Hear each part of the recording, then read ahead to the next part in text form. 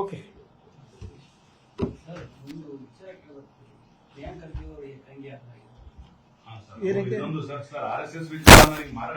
ಒಂದ್ ನಿಮಿಷ, ಕಾಂಗ್ರೆಸ್ ಪ್ರೆಸಿಡೆಂಟಿಗೆ ನನ್ನ ವಿಚಾರಕ್ಕೆ ವ್ಯತ್ಯಾಸ ಇದೆಯಾ?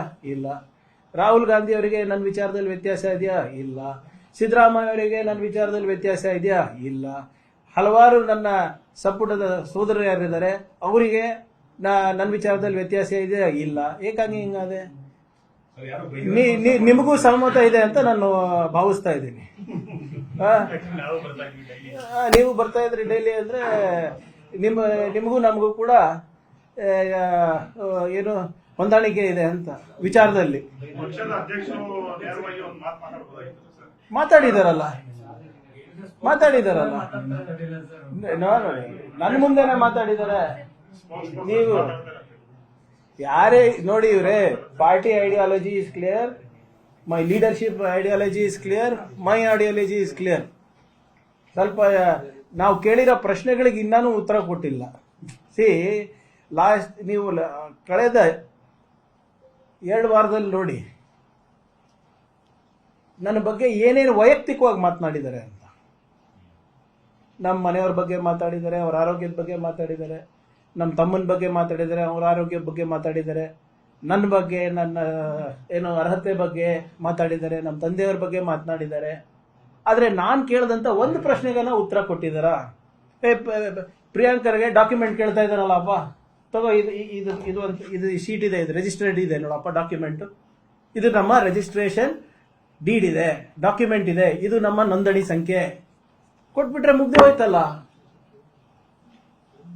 ಸರಳ ಪ್ರಶ್ನೆಗಳು ಕೇಳ್ತಾ ಇದ್ದೀನಲ್ಲ ಸರ್ ನಾನು. ಬಾವುಟ ಯಾಕೆ ಹಾರಿಸಿಲ್ಲ, ಸಾವರ್ಕರ್ ಅವರಿಗೆ ವೀರ್ ಬಿರುದು ಯಾಕೆ ಕೊಟ್ಟಿದ್ದು, ಪೆನ್ಷನ್ ಯಾಕೆ ತಗೊಂಡಿದ್ದು, ಯಾಕೆ ಸಾವರ್ಕರ್ ಅವರು ವಿಭಜನೆ ಪ್ರಸ್ತಾಪ ಮಾಡಿದ್ರು, ಯಾಕೆ ನಮಗೆ ಇವರೆಲ್ಲ ಭಾರತ್ ಮಾತಾ ಕಿ ಜೈ ಅಂತ ಹೇಳ್ಕೊಂಡು ಓಡಾಡ್ತಾರೆ, ಆದ್ರೆ ಅವರು ಮಾತೃಭೂಮಿ ಅಲ್ಲ ನಮ್ದು ಪಿತೃಭೂಮಿ ಅಂತ ಹೇಳಿದ್ದು. ಅಷ್ಟೇ ತಾನೇ ಕೇಳ್ತಾ ಇರೋದು.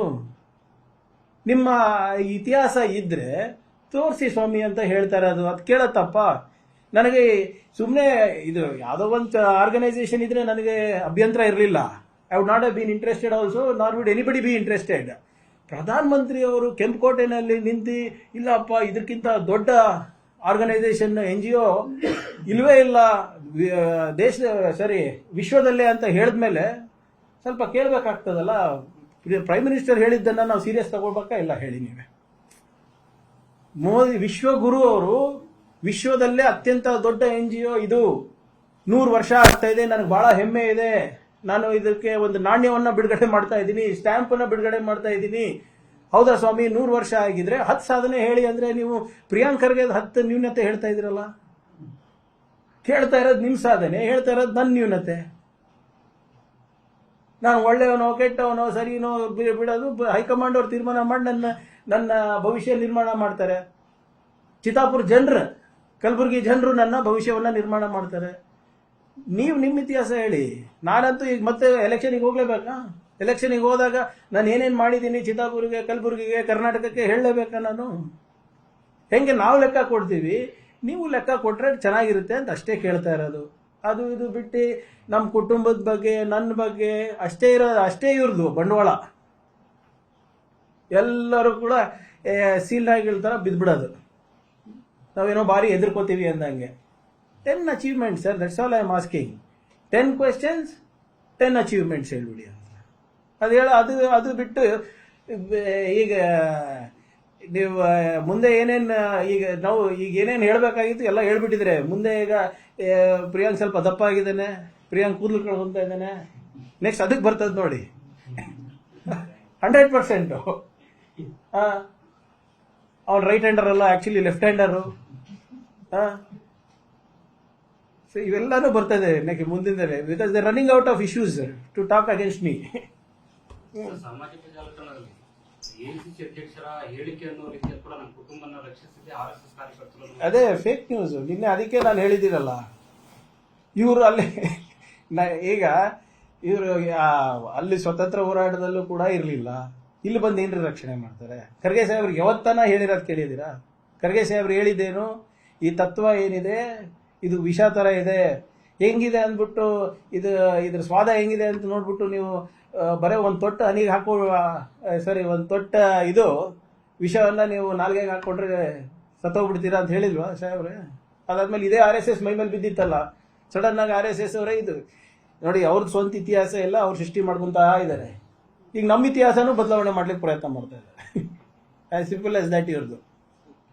ನಮಾಜ್ ವಿಚಾರವನ್ನ ಮಾತಾಡಿದ್ದಾರೆ ಸರ್. ಈಗ ಮೈದಾನಗಳಲ್ಲಿ ಎಲ್ಲ ನಮಾಜ್ ಮಾಡ್ಲಿ, ಅವರಿಗೂ ಪರ್ಮಿಷನ್ ಬೇಕು. ಯಾರೇ ಮಾಡಿದ್ರು ಪರ್ಮಿಷನ್ ಬೇಕು. ನನ್ಗೆ ಆಶ್ಚರ್ಯ ಏನಪ್ಪಾ ಅಂದ್ರೆ ಯತ್ನಾಳ್ ಅವ್ರು ಇಂಗ್ಲಿಷಲ್ಲಿ ಲೆಟರ್ ಬರ್ಬಿಟ್ಟವ್ರೆ. ನನ್ಗೆ ಗೊತ್ತಿಲ್ಲಪ್ಪ, ಅವ್ರಿಗೆ ಕೇಳಿ, ನನ್ಗೆ ಗೊತ್ತಿಲ್ಲ. ಈಗ ನನ್ಗೆ ಗೊತ್ತಿರೋ ಹಾಗೆ ಅವರು ಕನ್ನಡದಲ್ಲೇ ಹೆಚ್ಚು ಮಾತಾಡೋದು ಮತ್ತೆ ಹೆಚ್ಚು ಇದು ಬರೆಯೋದು ಪತ್ರಗಳು. ಸಿದ್ದರಾಮಯ್ಯ ಅವರಂತೂ ತಮಗೆಲ್ಲರಿಗೂ ಗೊತ್ತಿದೆ. ನಮ್ಮ ಮುಖ್ಯಮಂತ್ರಿ ಇಂಗ್ಲಿಷ್ನಲ್ಲಿ ಯಾಕೆ ಪತ್ರ ಬರೆದ್ರು ಗೊತ್ತಿಲ್ಲ. Until and unless it has ಏನು ನಂಗೆ ಗೊತ್ತಿಲ್ಲ. ಸಂದೇಶ ಎಲ್ಲೆಲ್ಲಿ ಹೋಗ್ಬೇಕೋ ಗೊತ್ತಿಲ್ಲ. ಅವ್ರಿಗೆ ಕೇಳಿ, ಸಂದೇಶ ಎಲ್ಲಿ ಕೊಡಕ್ ಪ್ರಯತ್ನ ಮಾಡಿದ್ರು ಗೊತ್ತಿಲ್ಲ. ಸಿದ್ದರಾಮಯ್ಯ ಅವ್ರಿಗೆ ಕೊಡಕ್ ಪ್ರಯತ್ನ ಮಾಡಿದ್ರು ಸರಿ, ಯಾರು ಗೊತ್ತಿಲ್ಲ, ಅವ್ರಿಗೆ ಕೇಳಿ ಸರ್. ಅದನ್ನು ನನಗೆ ಕೇಳಿದೆ.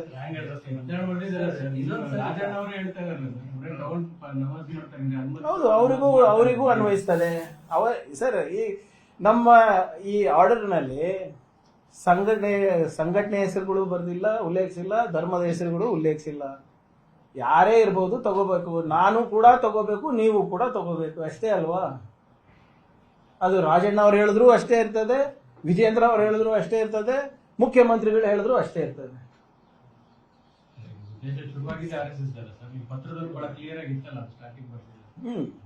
ಥರ